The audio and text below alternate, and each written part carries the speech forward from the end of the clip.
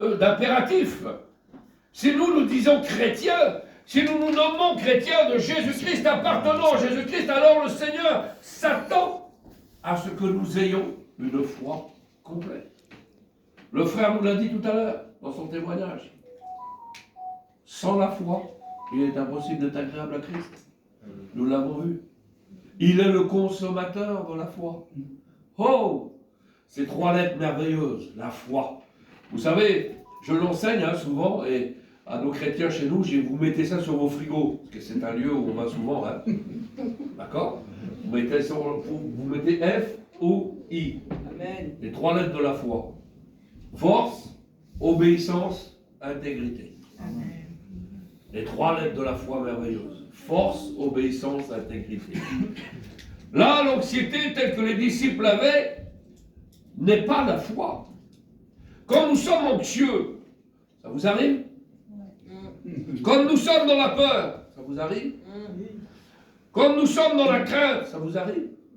Nous ne lui plaisons pas et nous ne le glorifions pas. Le Seigneur cherche la foi. C'est l'élément dans notre vie et dans nos tempêtes. C'est là qu'il nous demande la foi. Sans la foi, nous l'avons vu, il lui est impossible de lui être agréable. C'est un principe du Seigneur qui ne varie pas. Croyez en Dieu, dit Jésus, croyez en moi, que votre cœur ne se trouble pas. Amen. Mais souvent, nous sommes troublés, bien-aimés du Seigneur, par les conjonctures de la vie, par les événements que nous vivons dans la semaine au travail, dans l'entourage, dans nos familles, au sein de nos foyers, nos enfants, l'école, le ceci, le travail, on est troublés. Je vous dis ça parce que hier soir, j'ai eu un message, j'ai eu un coup de téléphone, j'étais à l'hôtel, et puis j'ai eu un coup de téléphone on a un député qui est chez nous à l'église. Prie pour moi, mon frère, parce que là, c'est le branle-bas combat. On ne sait pas si l'Assemblée nationale est dissoute. Est-ce que je me représente, mais est-ce que tu peux prier pour moi? Ah, bon. Prier pour toi, pourquoi faire? Moi, j'ai mon roi. Il est élu dans mon cœur. Je n'ai pas besoin d'un nouveau challenge ou d'un nouveau ceci.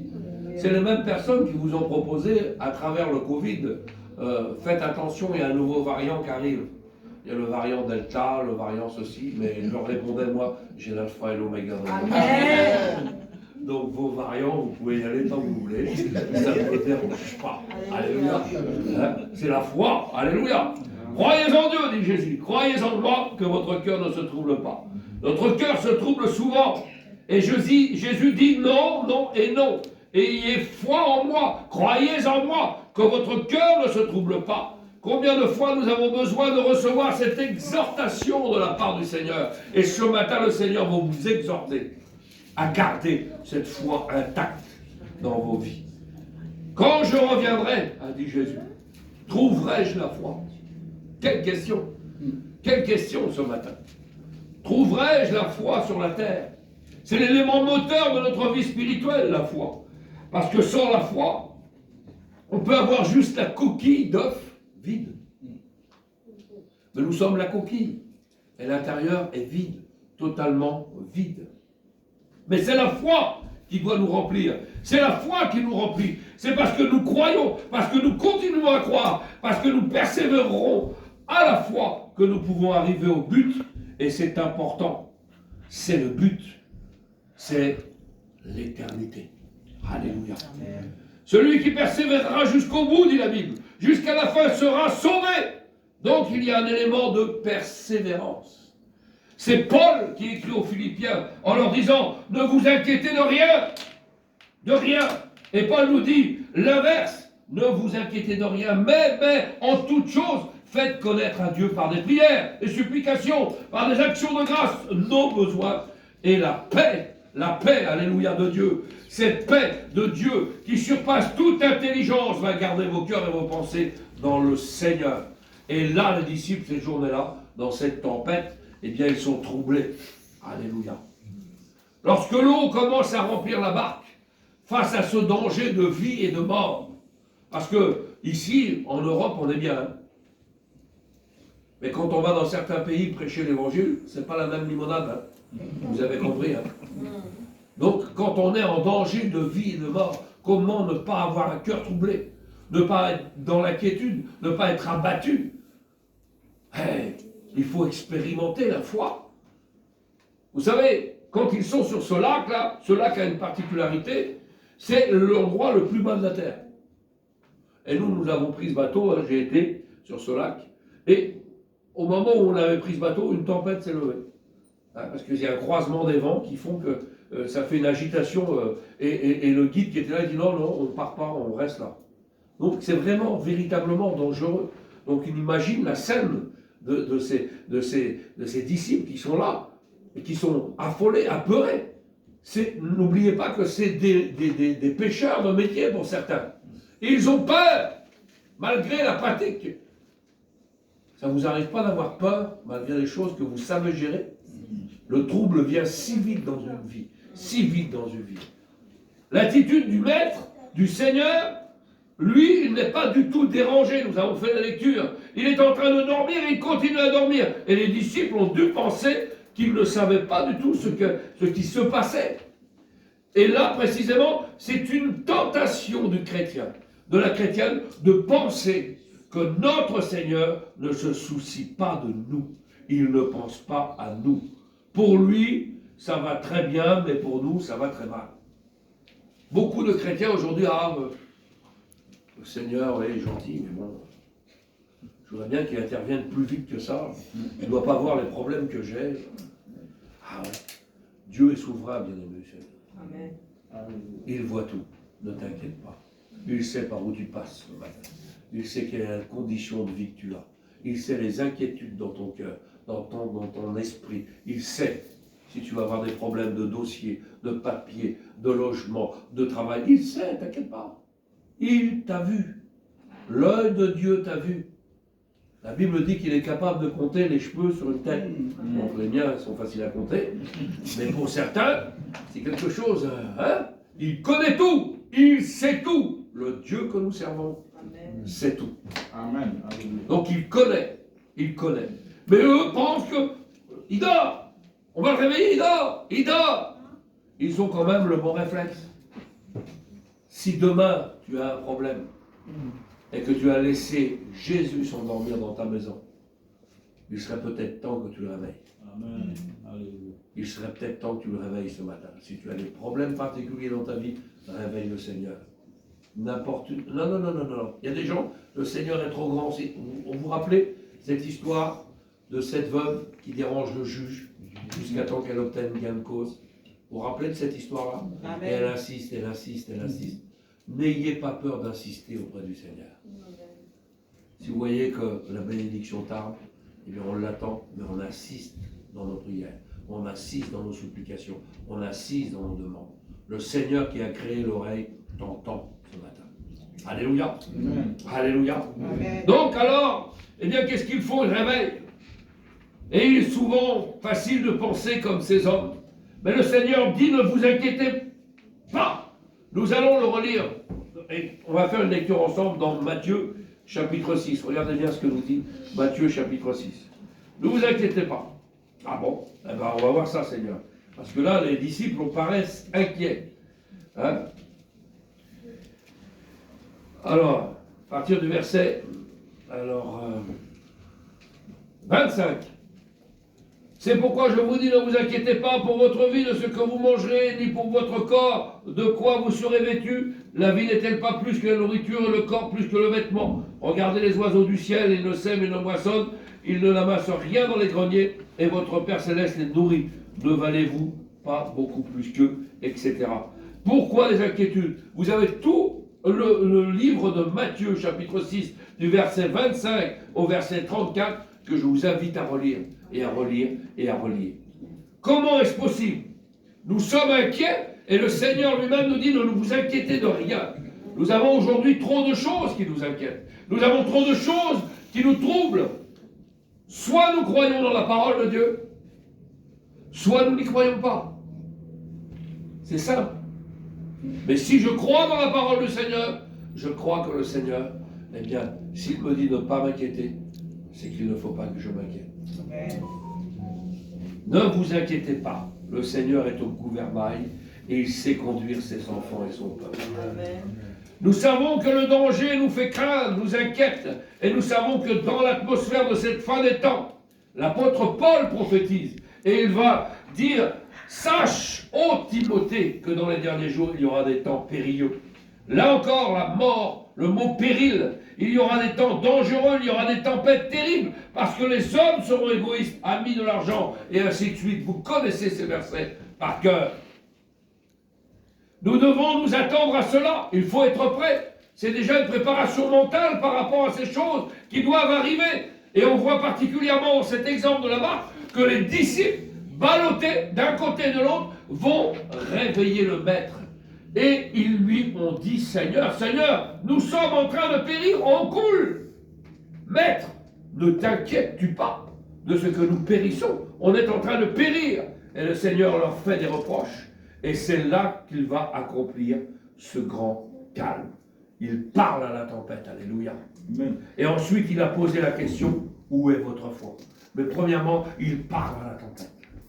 Quelle est la tempête dans ta vie ce matin? Quel est le vent contraire dans ta vie? Quel est le tsunami qui est en train de submerger ton foyer? Quel est le problème qui vient sur ta vie ce matin?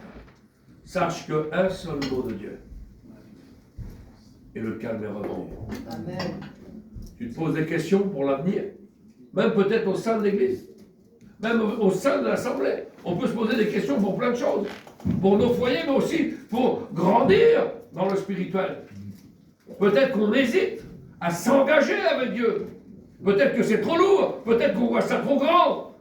Mais laissez-moi vous dire que quand Dieu parle à Gédéon, qui est un lâche à ce moment-là, qui se cache derrière le pressoir à huile, Dieu lui dit, va avec la force que tu as, vaillant héros. Ça m'a toujours interpellé parce qu'à ce moment-là, quand on est caché derrière quelque chose, vaillant héros. Ça ne correspond pas trop, non? Vaillant héros, je le vois plutôt zélé sur le champ de bataille, et là il est caché. Et le Seigneur lui dit, vaillant héros. Vous savez pourquoi? Parce que le Seigneur sait déjà ce qu'il fera demain avec toi. Amen. Toi, tu ne le sais pas, mais le Seigneur le sait déjà. Il a fondé sur chacun d'entre nous des projets de bonheur et non de malheur. Amen. Et il sait ce qu'il va faire avec les instruments qu'il va choisir. Amen. Il vous qualifiera. Vous n'êtes pas qualifié? Ne vous inquiétez pas. Le Seigneur recommande, il va vous qualifier. Amen. C'est lui qui forme pendant la marche. Alléluia. Amen. Il y a des tempêtes en face de nous. Et nous avons besoin de faire le plein de foi ce matin. Le Seigneur nous dit, ne vous inquiétez pas. Et le psaume 107 nous parle de plusieurs catégories de personnes. Et on va voir ensemble ce beau, merveilleux psaume. Regardez bien ce que nous dit le psaume 107. Le psaume 107. On va parler encore de bateaux, de marins. Vous allez voir un petit peu. Moi, je suis un breton, donc on connaît la côte et on connaît les tempêtes. Hein. Regardez bien ce que dit le psaume 107. À partir du verset 23. Regardez bien ce que nous dit ce merveilleux psaume. Ceux qui étaient descendus sur la mer dans des navires et qui travaillaient sur les grandes eaux, ceux-là virent les œuvres de l'Éternel et ses merveilles au milieu de l'abîme. Il dit, et il fit souffler la tempête qui souleva les flots de la mer. Il monta vers les cieux et il descendait dans l'abîme. Leurs âmes étaient éperdues en face du danger, saisis de vertige. Ils chancelaient comme un homme ivre et toute leur habileté était anéantie dans leur détresse. Là encore, ils crièrent à l'Éternel, il les délivra de leurs angoisses, il arrêta la tempête, ramena le calme, et les ondes se turent, et ils se réjouirent de ce qu'elles s'étaient apaisées, et l'Éternel les conduisit au port désiré. Amen. Amen. Là encore, la parole de Dieu nous parle de tempête. Vous savez, on a beaucoup tendance, et je le dis aux équipes qui vont évangéliser, on présente un Dieu qui est merveilleux, et c'est vrai. On présente un Seigneur qui est tout-puissant, et c'est vrai. Et on présente un Seigneur qui bénit, qui guérit, qui délivre, qui fait des choses extraordinaires, qui brise les liens des captifs. Il n'y a pas de problème. Mais il ne faut jamais annoncer un évangile light. Un évangile tapis rouge, pétale de rose. Tout va bien aller, mon frère. C'est un mensonge. dans l'évangile et dans la vie chrétienne, vous l'avez peut-être expérimenté quand même, il y a des hauts et des bas. Et je bénis les jours où ils sont bas. Parce que c'est quand je suis là, en bas, que je suis plus proche de mon Dieu. Amen. Quand vous regardez toutes les grandes formations de tous les hommes de Dieu dans la parole de Dieu, les plus grandes formations sont dans le désert. Mais le désert, on n'en veut pas. On ne veut pas passer par le désert. On ne veut pas passer par la tempête. On veut un Dieu qui nous subventionne 24 jours sur 24 et qu'on manque de rien. Oui, c'est un évangile qui existe, mais c'est un faux évangile. Ça s'appelle l'hypergrâce. L'hypergrâce est prêchée dans certaines églises.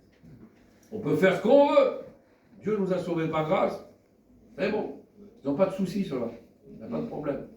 Mais le souci, ça sera à la fin de leur parcours. L'évangile de l'hypergrâce n'existe pas. Il y a des efforts à faire. On passe par des problèmes. La Bible dit que la pluie tombe sur le juste comme sur l'injuste. Nous sommes justes et la pluie tombe sur nous. Mais la parole de Dieu nous dit aussi que le malheur atteint souvent le juste, mais que l'Éternel l'en délivre toujours. Amen. Tous les jours. Tous les jours, le Seigneur est avec nous. Alléluia. Alléluia. Je bénis l'Éternel pour ces exemples. Le Seigneur va ramener le calme. L'important, c'est la foi. Où est votre foi? Et c'est cela que le Seigneur recherche. Au psaume 65, il est dit que le Seigneur est saint de sa puissance. Il apaise le mugissement des mers, il apaise le mugissement de leurs flots, et il apaise le tumulte des peuples. Vous savez, quand nous revenons sur nos disciples dans la barque, nous avons vu que le Seigneur leur fait des reproches sur la foi. Mais au départ, c'est les disciples qui font des reproches au Seigneur. Regardez le texte en intégralité. Ne t'inquiètes-tu pas que nous périssons? Nous périssons, Seigneur. Nous périssons. Ah bon? Ils font des reproches au Seigneur, alors que c'est ceux qui avaient besoin de reproches. L'apôtre Pierre, dans l'Évangile, va dire, est-ce que ça ne te fait rien que l'on soit en train de périr? Pourquoi dis-tu, Jacob, l'Éternel m'abandonne, dans Ésaïe 4? Dans les moments de tempête, on pense souvent que l'Éternel nous a abandonnés. On pense que Dieu nous laisse. Il nous a abandonnés à notre triste sort. Et dans Ésaïe 40, pourquoi dis-tu, mon destin est caché devant l'Éternel, mon futur, mon avenir, Dieu n'est plus là alors? C'est cela ce que ça veut dire le verset là? Bien sûr que non. Et parfois nous pourrions dire la même chose au Seigneur, attention! Et c'est là-dessus que l'ennemi de notre âme est rusé. Il nous fait croire que Dieu ne peut plus rien pour toi. Il nous fait croire que tu es loin de la face de Dieu. Mais j'aimerais te dire ce matin que même si tu penses que tu es loin de la face de Dieu, tu n'es jamais loin de son cœur. Alléluia. Amen. Et que le regard de l'Éternel est toujours sur toi. Alléluia. C'est très important. Des fois, c'est nos positions à nous qui nous éloignent de la face de Dieu. Mais Dieu n'a pas changé. En lui, il n'y a aucune ombre de variation. Il est toujours le même hier, aujourd'hui, éternellement. Et ce qu'il a fait pour les disciples, il le fait encore ce matin. Il a un œil favorable sur ta vie, dans ta tempête, dans ton problème, dans ta difficulté. Il est avec toi. Et il dit à la tempête sur ta vie, ton problème, il dit stop. Et la tempête s'arrête net. Amen. Alléluia. Tout pouvoir lui a été donné dans le ciel et sur la terre. Un mot du Seigneur et toute chose change. Oui. Ah oui. C'est quelque chose de terrible de s'éloigner comme ces choses-là. Vous voyez, la catégorie dont nous devons faire partie, c'est ceux qui se confient en l'Éternel. Parce que ceux qui se confient en l'Éternel, la Bible dit qu'ils renouvellent leur force. Ils prennent leur vol comme les aigles. Ils courent et ne se lassent pas. Et marchent et ne se fatiguent pas. Amen. Êtes-vous fatigué de marcher avec le Seigneur ce matin? Bien sûr que non. Et il semblerait que pour certains, c'est lourd. C'est lourd. C'est lourd. Cela fait quelques années que je ne suis jamais fatigué de marcher avec lui. C'est glorieux, c'est miraculeux, car c'est un renouvellement continuel pendant notre marche. Je ne sais pas, des fois j'ai pas la force, hein, mais le Seigneur me donne la force. Amen. Le manque de foi de ses disciples dans la tempête afin que le Seigneur leur a posé cette question, où est votre foi? Jésus ne pouvait pas voir à ce moment-là aucune foi dans le cœur de ses disciples. On sait qu'il y a certaines personnes qui ont commencé avec le Seigneur et ils ont fait naufrage par rapport à la foi. Mais les disciples ici n'ont pas été naufragés parce qu'ils avaient Jésus avec eux. Est-ce que tu as Jésus avec toi ce matin? Est-ce que Jésus est dans ta barque ce matin? Si Jésus est dans ta barque, Amen. S'il est dans un autre navire à côté de toi, c'est plus compliqué. Nous allons sonder ce qui s'est passé à ce moment-là. Les disciples ont oublié sur cette barque, dans cette tempête, de reconnaître 3 choses fondamentales. Vous avez vu? C'est des petits textes que vous connaissez par cœur. Qu'on connaît ces histoires-là. Mais les disciples ont oublié 3 choses fondamentales dans ce texte merveilleux. Premièrement, ils ont oublié de reconnaître la présence du Seigneur. Quelle catastrophe! Quelle catastrophe! Ils étaient dans la barque et ils ont oublié qu'il était là. À leurs yeux, il était un passager comme eux, alors qu'en vérité, il était le Créateur, il était le Tout-Puissant, et il l'a démontré en parlant aux éléments que lui-même avait créés. Ils ont oublié sa présence. Combien de fois nous oublions que Jésus est là? Il est là!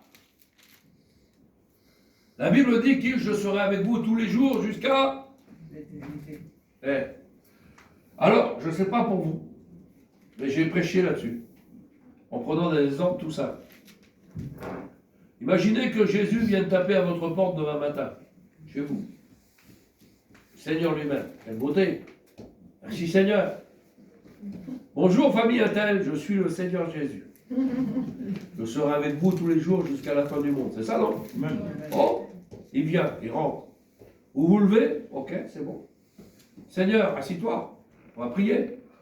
Vous venez de vous lever. Des fois, on oublie la prière. On est pressé, on a le travail. Mais là, vous avez Jésus avec vous. Vous appliquez. Hein? Le Seigneur est avec vous jusqu'à la fin du monde, tous les jours. Alors, on va prier, Seigneur. Et après, on va manger un petit déjeuner, Seigneur. Puis le Seigneur te dit, je ne repars pas, je vais aller au travail avec toi. Amen. Ok. Mais dans le travail, ça ne se passe pas toujours comme on veut. Il y a des embouteillages, surtout à Paris. On est un petit peu agressif en auto, non? Chrétien ou pas.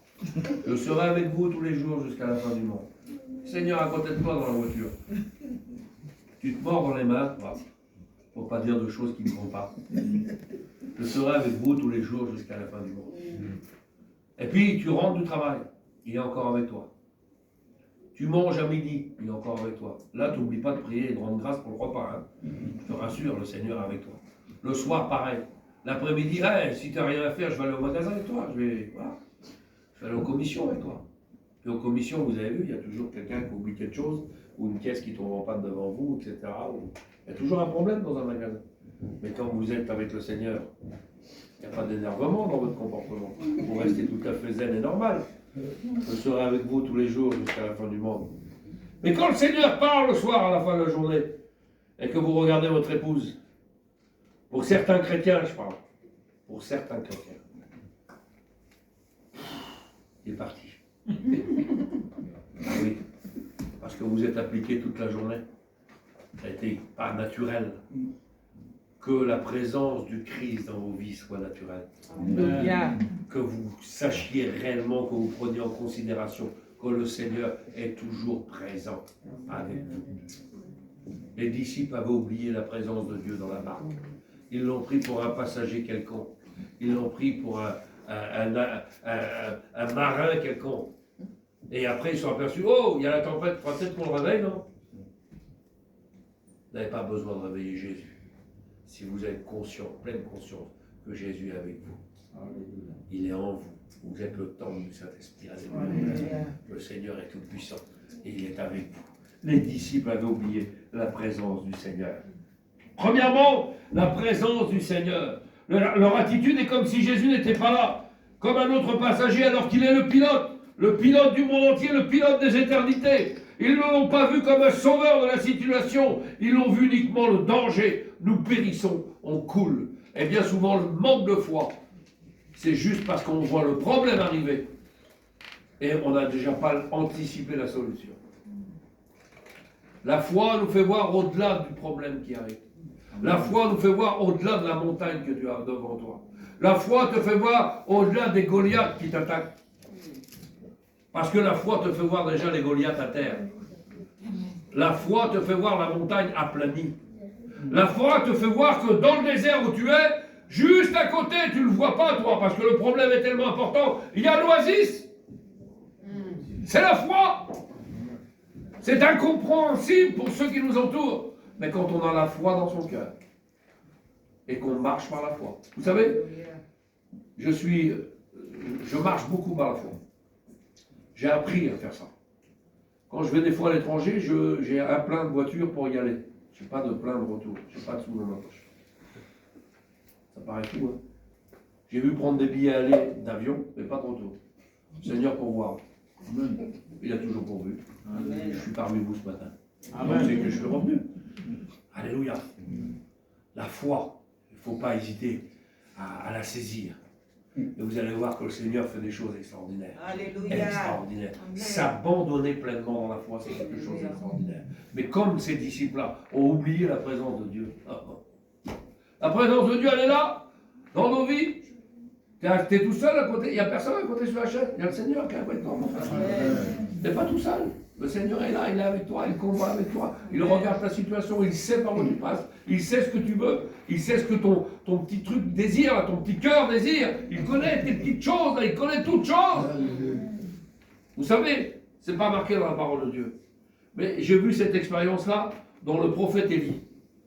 Quand le prophète Élie fait des choses extraordinaires avec le Seigneur, il confond les faux dieux de Baal et d'Astarté, vous connaissez cette histoire. Et juste derrière, on voit un prophète Élie qui va dans le désert se cacher et qui demande la mort au Seigneur. Il est en dépression, le serviteur. C'est un serviteur de Dieu en dépression. J'en ai vu plein dans mon parcours. Plein. Ils sont en burn-out complet. Parce que l'église, c'est lourd à porter. Parce qu'on prend le pardon des autres. Parce qu'il y a des chrétiens comme ça. Hein. Je t'ai dit quelque chose, maintenant c'est ton fardeau, mon frère. Hein. Alors ça, 1, 2, 3, 4, mais quand vous avez une église de 300 membres, ok, pasteur, on sait que c'est douloureux. Mais attention, hein, on prend sur soi. Il faut avoir des parts de choses bien spécifiques. Et Élie est au bout du rouleau. Et pourtant, il a accompli des exploits terribles avec le Seigneur. Et il demande la mort au Seigneur. Et vous savez ce que dit la Bible? L'ange de l'Éternel descend en personne. Et il lui apporte quoi? Une part de gâteau. Et une cruche d'eau. Et je disais dans la lecture, j'ai dit, si moi j'ai faim, je suis abandonné dans le désert, je ne sais pas ce que tu voudrais mon frère. Peut-être un poulet frit. Je ne sais pas, mettez ce que vous voulez, une friandise que vous aimez, vous. Hein? Voilà. La loco. C'est beau ça. On va repartir, on va être plein d'énergie. Non, on peut imaginer ce qu'on veut. On a besoin de ça. Mais je dis pourquoi une cruche d'eau et pourquoi une part de gâteau, Élie, pourquoi? Et quand je remonte la corde de l'évangile et que je vois les textes précédents, on voit Élie passer près de la veuve. Vous vous rappelez de ça? Et quand il passe devant la maison de la veuve, elle lui dit, Seigneur, viens dans ma maison, je veux t'accueillir. J'ai pas grand chose. J'ai un peu d'huile, j'ai un peu de farine et j'ai un peu d'eau. Je vais te faire un petit gâteau et puis je vais te donner un verre d'eau. C'est sa friandise à lui, c'est sa gourmandise à lui. Ça lui rappelle ces choses-là. Et laisse-moi te dire ce matin que dans le désert que tu traverses, dans le problème que tu traverses, le Seigneur ne t'apportera pas autre chose que ce que tu aimes, toi particulièrement. Amen. Il connaît le désir de ton cœur. Il connaît ton désir particulier. Ce n'est pas quelque chose en général. Il te connaît intimement, particulièrement. Et il va t'amener cette chose-là, particulièrement. L'ange de l'Éternel est capable de descendre encore sur ta vie pour te dire, je suis là. Dans ta tempête, je suis là. Dans ton problème, je suis là. Dans ta difficulté, je suis là. Dans l'encouragement, je suis là. Le Seigneur est avec toi ce matin. Amen. C'est quelque chose de glorieux, ces histoires. N'oubliez pas que Jésus est le chef de notre foi. Cela veut dire que c'est lui qui a commencé et qui a commencé cette foi en nous. Il est l'auteur de notre foi. Le Seigneur a placé sa foi dans notre cœur. Il est le chef de notre foi. Selon Hébreux chapitre 12, il est le chef de l'Église. L'Église ne coulera jamais. Amen. Même s'il y a des Judas parmi vous. J'en ai eu dans l'Église. Je ne vous le souhaite pas, hein. Mais ça existe. Ah, on ne peut pas faire autrement. Même si vous avez des contradicteurs, même si vous avez des faux frères, même si vous avez ceci, même si vous avez cela, même si vous avez des médisants, même si vous avez ceci, l'Église de Christ ne coulera pas. Amen. Elle ne coulera pas. C'est un vaisseau insubmersible. Alléluia. Amen. Tant que le Seigneur est aux commandes, l'Église du Seigneur Jésus est une barque qui ne coulera jamais. Elle s'en va, cette barque, vers les portes de la gloire. Alléluia. Amen. Paul a dit lors d'un naufrage à certains qui voulaient s'échapper par une petite chaloupe, hein, il leur a dit, si vous ne restez pas à bord, vous ne pouvez pas être sauvés. Il faut rester à bord de ce vieux rafio qui est cet évangile inchangé. Pas un nouvel évangile, pas un évangile dilué, pas un évangile édulcoré, pas un évangile rajouté. Mais ce vieux rafio, cette Bible qui a plus de 2000 ans, c'est celle-là qui m'a converti, c'est celle-là qui a changé ma vie, c'est celle-là qui a changé mon cœur, c'est celle-là qui a changé mes entrailles, mon esprit, et c'est celle-là qui change encore les vies. Amen. Pas une autre. Ah oui, on propose tellement de choses aujourd'hui, il faut faire attention. Mais c'est cette Bible-là qui m'intéresse. Ces 66 livres, je veux les dévorer. Alléluia. Alléluia. Restez à bord de ce vieux rafio qui est cet évangile inchangé. Ensuite, le Seigneur a dit, là où 2 ou 3 sont réunis, on l'a vu ce matin, ah, je suis là. Les disciples dans la barque avaient oublié que le Seigneur était là. La peur, c'est pas la foi, c'est le contraire. Nous devons avoir confiance dans le Seigneur. Il a un but pour nous. Nous laissons trop souvent nos circonstances produire en nous la peur. La Bible dit, ne crains pas. Il y a combien de jours dans l'année? 365 jours. 365 jours. Ah, ne crains pas, crois seulement. C'est marqué combien de fois? Devine. 365 fois. Ça veut dire que le Seigneur nous connaît tellement bien que chaque jour, il est obligé de nous dire, ne crains pas, crois seulement. Il faut qu'il nous le répète, parce que nous sommes des auditeurs oublieux de la vie. Les bontés de l'Éternel se renouvellent chaque matin. Et chaque matin, le Seigneur a besoin de nous dire, ne crains pas, crois seulement. Ne crains pas. Il connaît l'homme. Il connaît sa créature. Il sait que nous sommes oublieux. Et qu'on pourrait un petit peu s'échapper. Oh là, le Seigneur m'a abandonné. Non, ne crains pas, crois seulement. Il est avec toi. Alléluia. Oh, combien nous, comme chrétiens, nous doutons de l'amour du Seigneur. Le diable travaille très fort dans ce domaine-là. Sans la foi, son amour est mis en doute. Le doute, bien-aimé du Seigneur, c'est le mot grec distazo, qui veut dire abandon. Satan veut tout faire pour te faire abandonner, pour te faire lâcher prise. Mais si le Seigneur est avec toi, le doute meurt de faim quand la foi nourrit ta vie. C'est quelque chose d'extraordinaire. Sans la foi, son amour est mis en doute. Ouais. Mais il nous aime, et il nous aime quand même envers et contre tout. Seigneur, si tu es indifférent à ce qui se passe, c'est ce que disent les disciples dans la barque. Imaginez-vous, ils ont dit ça à celui qui a quitté le ciel pour être leur sauveur, qui voulait leur donner un amour qui dépasse tout. Ils lui ont fait ce reproche. Tu t'inquiètes pas qu'on va périr. L'amour de Jésus, nous dit Éphésiens, qui surpasse toute connaissance. Même si vous ne vous aimez pas vous-même, lui, il vous aime. Où est votre foi ce matin? Si vous êtes en train de couler, il vous aime quand même. Il t'aime ce matin, le Seigneur. Et tu as besoin de l'entendre. Le Seigneur t'aime ce matin. Amen. Tel que tu es, malgré ta position, malgré peut-être que tu as bidouillé dans la semaine, mais le Seigneur t'aime. Il t'aime et il a un regard favorable sur ta vie. Amen. Ne t'inquiète pas pour la tempête. Mais vu que pendant la tempête, le Seigneur n'avait pas d'anxiété particulière, il pensait qu'il ne prenait pas soin d'eux. Vous imaginez un petit peu? Ah ouais. Non, la Bible dit, déchargez-vous sur lui de tous vos soucis. Parce que lui-même, pas quelqu'un d'autre, hein, il ne va pas envoyer un employé, lui-même prendra soin de vous. Et le Seigneur prend soin de toi ce matin. Il prend soin de vous ce matin. Il prend soin de l'Église ce matin. Amen. Rappelez-vous ce que Jésus a dit à Marthe. Marthe, tu t'inquiètes et tu t'agites pour peu de choses. Et il y a quelque chose d'extraordinaire. Les deux sœurs, les deux mêmes phrases. Vos pasteurs ont prêché là-dessus. Vos anciens ont prêché sur ces passages-là. Les deux mêmes phrases. Seigneur, si tu avais été là. Marthe et Marie, c'est la même phrase. Hein. Mais deux positions de cœur différentes. Une qui vient avec un langage de reproche et l'autre qui vient au pied du maître. Pour lui dire, Seigneur, si tu avais été là, mon frère Lazare ne serait pas mort.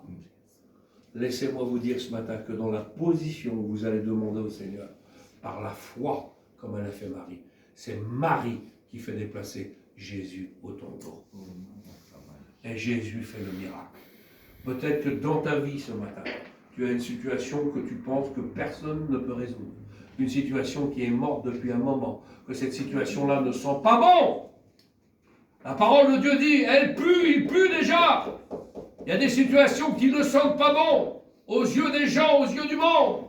Mais le Seigneur fait le miracle ce matin. Amen. Si ta prière par la foi est active, il est capable de faire déplacer Jésus sur ton problème. Et ce Jésus que je sers ce matin est capable de ressusciter une situation qui est morte.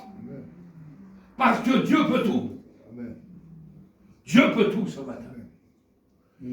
Souvent, nous voulons tout de suite son intervention dans l'épreuve que nous traversons. Mais souvent, l'épreuve nous forme dans la foi.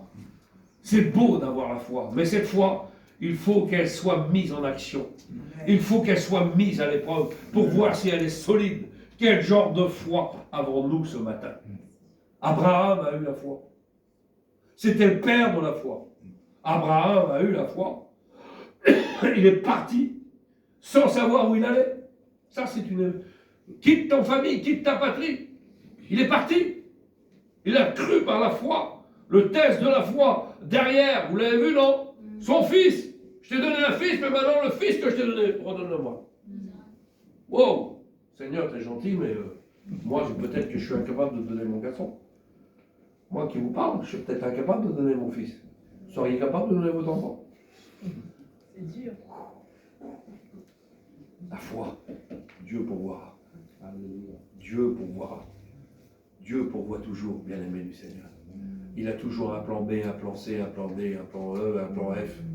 Nous, on reste des fois focalisés sur nos plans A. Ça marche pas. Le Seigneur voit plus loin que ça. La foi te fait voir derrière les problèmes, derrière les difficultés. Alors quand Dieu te redemande ce qu'il t'a donné, avons-nous la foi pour le faire? Ah, Dieu m'a donné un travail l'année dernière, un bon travail, avec un bon salaire. Et puis d'un coup, le Seigneur te dirait, ben, redonne-moi ça. Tu es capable de le faire? Est-ce que tu as la foi dans ton Dieu, au point d'abandonner les choses qu'il t'a données? C'est une bonne question, ça. Où est ta foi ce matin? Où est ta foi ce matin? Alors, où est votre foi? Même question que pour les disciples dans la barque. N'oubliez jamais la présence de Dieu. Si elle est là, vous pouvez lui parler. Jésus s'attend à notre foi. Il veut nous encourager à avoir cette foi. La foi peut augmenter, diminuer et même s'en aller. C'est ça le problème. Paul, avant de mourir, a dit, j'ai gardé la foi. J'ai gardé la foi. Et parce que j'ai gardé la foi, la couronne de justice m'est réservée. Oh! Gardons la foi, bien-aimés du Seigneur. Amen. Gardons la foi, bien-aimés du Seigneur. C'est quelque chose d'extraordinaire ce matin. Alléluia. Amen. Alors, vous avez vu, je vais m'arrêter là parce que le Saint-Esprit me dit de m'arrêter. Vous ne voulez pas les faire. Parce que j'ai tellement de choses à dire. Ça, c'était la première chose. Ils ont oublié la présence de Dieu dans leur barque. La deuxième chose, c'était ils ont oublié l'amour de Dieu. Parce que Dieu est amour ce matin. Et Dieu t'aime. Malgré que tu sois un pécheur, malgré que tu sois éloigné de Dieu, le Seigneur t'aime ce matin, tel que tu es. Viens tel que tu es. Viens tel que tu es. Et la troisième chose, ils avaient oublié la puissance de Dieu. La puissance de Dieu. Ils avaient oublié qu'ils servaient un Dieu tout-puissant. Est-ce que tu sais que tu sers un Dieu tout-puissant? Un Dieu qui est capable de te faire faire des choses que toi-même ne soupçonnes pas la possibilité. Nous sommes tellement limités, bien-aimés du Seigneur. Je suis tellement limité. Le Seigneur m'a envoyé dans des endroits où vous ne pouvez même pas vous imaginer. Même pas vous imaginer. J'ai été prêcher à Toulon, dans une cave, avec des gens qui n'étaient pas du tout à la gloire de Dieu comme j'étais avant. Jamais de ma vie, j'aurais cru que j'étais capable de faire ça. Mais c'est le Seigneur qui avait préparé ces choses-là. Quand on s'abandonne entre les mains du Seigneur. Amen. Laissez-moi vous dire que vous soyez à 3000 km, à 10 000 km, à 100 000 km, ou à côté de chez vous, de l'autre côté du trottoir, le Seigneur va faire. La vision d'une église est missionnaire. Votre vision doit être missionnaire. La foi doit vous faire croire que dans le quartier où vous êtes, dans l'immeuble où vous êtes, dans les résidences où vous êtes, la prière que vous faites peut briser tous les liens de l'amour. Alléluia. L'immeuble dans lequel vous vivez peut être brisé. Accrochez-vous à une âme, bien-aimée du Seigneur. Accrochez-vous à des âmes. La foi vous fait voir ces choses-là. Parce que souvent, et j'ai pressé ces choses-là dans une réunion de jeunesse, Satan vole les identités des jeunes aujourd'hui. Vous l'avez vu ça? On ne se rappelle plus, excuse-moi, je prends ton nom, comment tu t'appelles? Jonathan. Imaginez-vous que Jonathan, c'est Jonathan. Il a un papa, il a une maman, c'est Jonathan. Mais demain, Jonathan, il bifurque. Il s'enfonce dans un lien puissant. Bon, mettez ce que vous voulez. La drogue, mettez ce que vous voulez. Et puis, quand ça parle dans le quartier de Jonathan, à un moment donné, tu vois qui c'est, Jonathan? Non, je ne vois pas. Bon, je ne vois pas trop.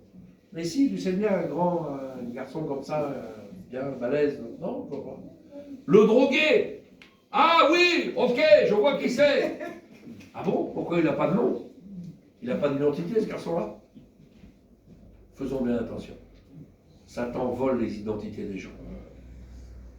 Il faut faire très attention à ces choses-là. Mais la foi que j'ai dans mon cœur, c'est que si, par exemple, je vais prier pour un drogué, je vais prier pour un alcoolique, que je vais prier pour des gens, des vies dépravées, les chaînes tombent. Ça, c'est la foi. C'est pas de se croire au-dessus des autres, mais la foi que le Seigneur met dans mon cœur. La foi qui a fait qu'un jour, il y a des gens qui ne se sont pas arrêtés de prier pour moi, qui m'ont sorti du grand banditisme pour arriver aujourd'hui où je suis. Eh, c'est la foi. Ils n'ont jamais lâché la main de Dieu. Ils ont toujours continué à prier. Et cette foi a été exaucée. La foi vous fait remporter des victoires, bien aimés du Seigneur. La foi vous fait remporter des victoires. Vous avez vu cette histoire du petit David, quand il va pour Goliath? La Bible dit il court sous le champ de bataille. Il ne marche pas, lui, hein? Il court. Il y a des chrétiens qui marchent. Attention, pas trop vite. Lui, il vient avec cette foi dans son cœur. Son Dieu a été insulté, il court sur le champ de bataille. Et il vient au nom de l'Éternel. Alléluia. La foi est grande, bien-aimés du Seigneur. Et nous devons avoir cette foi grande dans nos cœurs. Rappelez-vous, les 3 lettres de la foi, force, obéissance, intégrité. Si nous sommes avec cette foi dans nos cœurs, est-ce que vous avez, je vous pose une petite question. Il y a combien d'emplacements là? Frère 60, 50? Ouais. 50. Vous avez la foi que dans 6 mois, il faut changer de salle? Non? Amen. Amen. Vous avez hésité. Est-ce que vous avez la foi que dans 6 mois, je reviens et que la salle est trop petite? Amen. Alléluia. Alléluia. J'ai agrandi l'église pendant le confinement, moi. Toutes les églises ont été fermées. Toutes les églises dans la Bretagne étaient fermées, comme partout. Et pendant le confinement, le propriétaire est venu me voir et m'a dit j'ai un autre local qui se libère de l'autre côté, je préférerais que tu échanges. Il y a tous les travaux à faire, il y a tout ça. Il y a ci, il y a ça, c'est 4 fois plus grand, 4 fois et demi plus grand. Ouais. 1 mois et demi, j'ai fait l'église. Quand j'ai rouvert, on a rouvert dans une nouvelle église. Amen. Et elle était pleine. Alléluia. La foi submerge vos pensées. La foi est une ferme assurance des choses que l'on ne voit pas. C'est quelque chose d'extraordinaire. Mais c'est des choses qu'on ne soupçonne même pas dans notre imagination. Vous savez, la foi est très simple. Quand vous voulez expliquer la foi à quelqu'un qui ne croit pas en Dieu, vous savez ce que vous prenez comme exemple, tout simple? Je termine là-dessus. Si un jour ça vous arrive en évangélisation, Parce qu'il y a beaucoup de gens qui nous parlent de la foi à Eichstätt. Alors vous prenez un exemple tout simple. Vous avez vu, vous avez des escaliers ici pour monter.